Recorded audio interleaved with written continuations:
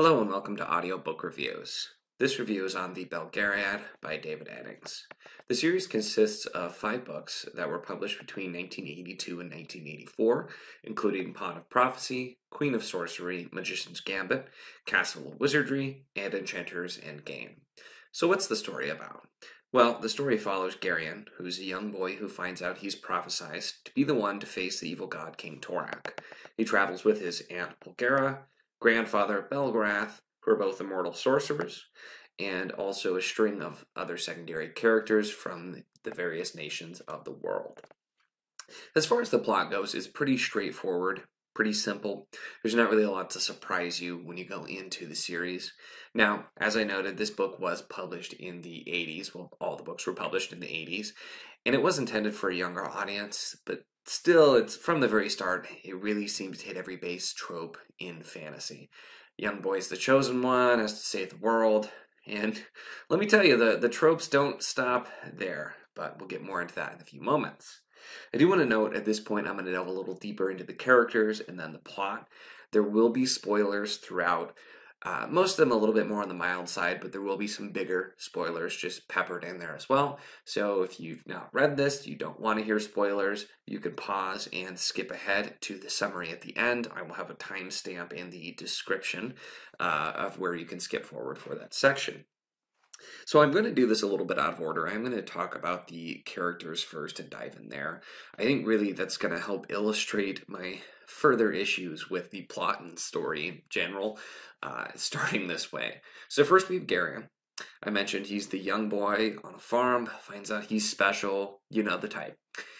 What really sets him apart from that kind of archetype is just the fact that the character is so insufferable. At every turn, he's complaining, just wants to go home back to the farm, didn't ask for this, didn't want to be the prophesied one, and it really continues. And it's just something it's really annoying. I could see maybe having a little bit at first, I've been thrust into this role I certainly didn't want anything to do with, but it doesn't end at any point. Later in the series, he's fully in that role. He's now the king of this other country. He's got to go face the evil one. And it's even then he still complains and complains and complains about how he didn't want it. He didn't ask for it. And David Eddings seems to just think this is hilarious. He even ends the entire series basically with another, oh, why me type joke. And it really doesn't do it for me, at least. It just comes off extremely annoying. And made me not really care about the character whatsoever. You don't really have to look any further than literally any other character, big or small, in the series, and each one tends to be a caricature, just like Garion that I just talked about. So moving on to Bulgara, who's a sorceress, it's Garion's aunt, so to speak, and she's just a stubborn woman. She bullies everyone, her father, Garion, other characters, and she's really just stubborn for the sake of being stubborn. There never really is like a reason she's that stubborn. She just is. And it actually hurts the story at points because it's constantly mentioned that she just doesn't want to tell Garion anything. It's another thing Garion complains about. But the thing is, it would actually make sense for your chosen one to have some idea what's going on. But it's kind of another joke where they just purposely keep everything to him. It's explained off a little bit as he wasn't ready to know, but you get way past that point pretty early on where you're only hurting things and making things harder when he has no idea what's happening. And really just seemed to me more like it was like, oh, well, she's just stubborn, so of course she can't share any details. It's like he was trying to write the stereotypical strong woman character, but it did it in just such a negative way. It really just made another insufferable character. I know I keep using that word, but it just really applies here. So then we go to Belgariad, who is Bulgara's father and, so to speak, Garion's grandfather in the story. Really, for the most part, he just fills the grumpy old man role when he's not doing some sort of magic. And boy, will I talk about the magic system here shortly. But most of his dialogue boils down to, yeah, I'm grumpy. And it's pretty much, once again, the whole series. There is this one-off, really just creepy scene where apparently he's a little bit of a pervert when he has this just odd interaction with dryads. Really don't understand why David Eddings felt that was necessary to include in the book, but if anything, it just kind of made the character worse. It really didn't add anything. He's grumpy and a creepy old man, and just yeah, if that sounds familiar. That's because once again, tropes. And then finally, the last character I'll talk about with any depth is the Princess Sinedra. So Sinedra, generally, just the spoiled brat teenage girl character. She's constantly pouting, throwing hissy fits whenever she doesn't get way. And though they don't do anything but bicker, you're expected later to believe that her and Garion apparently fell in love, though even that is written fairly one-sided, where she apparently loves him, but he seems pretty lukewarm. You know, he never asked for any of it, of course. But it all happens because they are prophesied to marry, so it's necessary for it to happen. And it's not just the main characters that are caricatures. It's really every single character. And a lot of it seems to be completely intentional. You're told that anyone from a given country, they all are basically the same. They're almost like a different species. They're all the same, have the same attitudes, personalities, the things they do. All their characteristics are exactly the same. And it's just the ultimate kind of cop-out caricature where, you know, the enemies, if they're from a certain country, they're bad guys. Doesn't matter who they are. They're not individuals. They're just caricatures personified. And the side characters very much exhibit whatever they're supposed to from the place that they come from. You have a few of the kind of larger side characters like Dernick. He's from the same farm that Garion's from. He's very old-fashioned, doesn't really approve of a lot, but he's that very solid, loyal character who's always there. Just very, very much a trope. And then you have kind of the spy character who's really good at espionage and everything. And of course, has to actually look like a weasel since he digs out secrets. And just really, it's just such, everything's so trope, so predictable. Just, I didn't get anything original from these characters. The thing that actually makes it worse, I'm not even done talking about the characters, is no character really exhibits growth at all throughout the series. The only character, some of the side characters do something that's different, but it's not really written in. It's just that, oh, all of a sudden we're in love, something like that, where it's just kind of lazy. But I'll talk more about that in a moment too. But it's just the main characters really don't do anything. I mentioned earlier that even Garion's pretty much final words in the entire series were still complaining about his responsibilities because he never really grew up. Belgariad, now I'll note, he's lived for centuries, so yeah, okay, maybe it makes sense he hasn't changed, but it's still just the same thing. Doesn't really learn anything, still grumpy. And then you get back to Polgara, the stubborn woman, and that's really just her personality, the whole thing.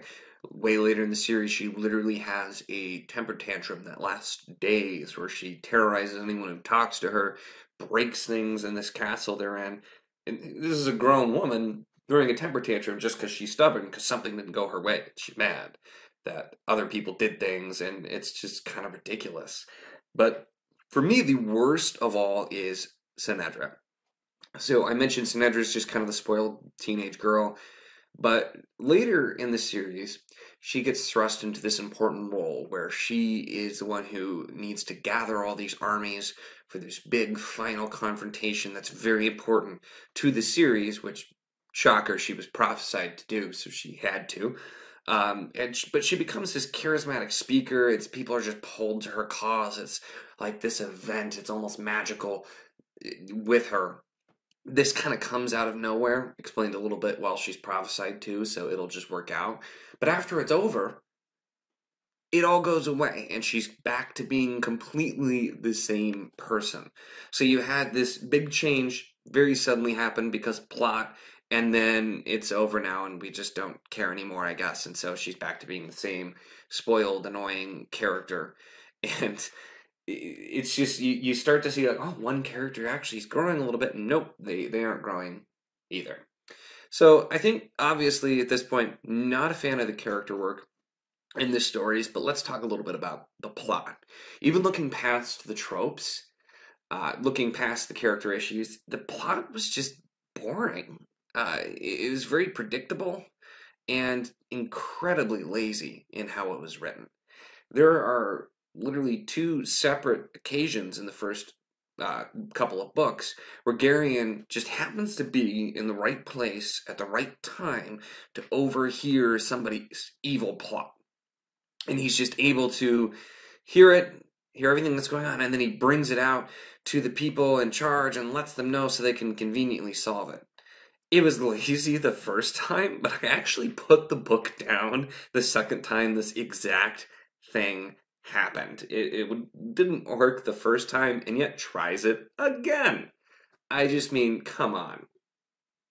You get several other things like Sinedra's brief change, just kind of happens, whether it makes sense or not, because the prophecy says so. It's even commented on in one of the books where these two side characters fall in love, and one of the characters says, this doesn't really make any sense. Why are they falling in love? And it's explained as, in the book, literally, well, you know, that's the prophecy. They have to. It's beyond their control. And for me, honestly, one of the worst parts of the lazy plot writing was the magic system. Now, I will preface this with openly admitting that I do generally prefer a harder magic system. I am absolutely open to softer magic systems. I've enjoyed many books that have a soft magic system as well, but for me, this series really just took it too far. In Belgariad, Eddings seems to be trying to explain the magic system as little as possible so that it can then do whatever the plot needs it to do at that moment. Really, the only explanation you get is about will, but characters seem to really be able to either do or not do whatever the plot requires. If they need to do something, they can do it with magic, but then we have a whole plot where Belgariad apparently magics too much, and then he might not be able to magic anymore. But nope, he's totally fine. How does he find out? He's fine by doing something with magic that seems like it would be infinitely harder than what he did to apparently have the potential to never be able to do magic again because it exhausted him so much. Just doesn't make any sense. Just whatever the plot happens to need to do. Another Belgariad example, just on the same note, is later when him and Garion travel into this new country where some of the enemies are, and apparently over there they do this completely different kind of magic. Belgariad is completely able to do this magic already, he knows about it, and apparently can actually do it even better than the people who practice it every day, even though it's never been mentioned that he could do it or even had heard of it up until this point. Yes, once again, I know he's centuries old, he's traveled. It's just kind of lazy. It's just, there's not really another word for it. It's just lazy and doesn't come off as somebody who has any faith in their readers, even if they are younger readers. The magic in general can be summed up in two words: because plot. Now, I know I've rambled on for probably way too long here at this point, but honestly, this was just a frustrating read for me. I did finish all 5 books, so it wasn't bad enough for me to stop reading it, but I've heard so many good things about the series, people telling me it's a classic. I've heard people say this is the series that got them into fantasy when they were younger. And so for me, I'd not read this before. I had not read any David Eddings actually at all. I didn't really have any expectations, but this was still so disappointing. Just an incredibly lazy plot and magic system, annoying caricatures for every character, and there really wasn't much of a redeeming quality for me. This just seemed to be the kind of just run-of-the-mill story with very, very little effort, and I don't honestly understand the hype about it. So I would be interested to hear from somebody or anybody who enjoyed this series, maybe when they were younger, and see, did you revisit it? Have you done that? Did you feel the same?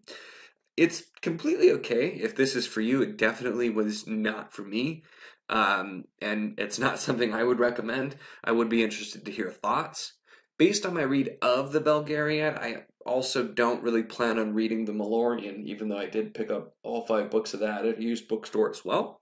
So if you've actually made it this far, let me know if you think that is worth a read, or based on my thoughts here on the Belgariad. If not, would be interested to hear any thoughts. If you have made it to the end of the video, thanks for listening.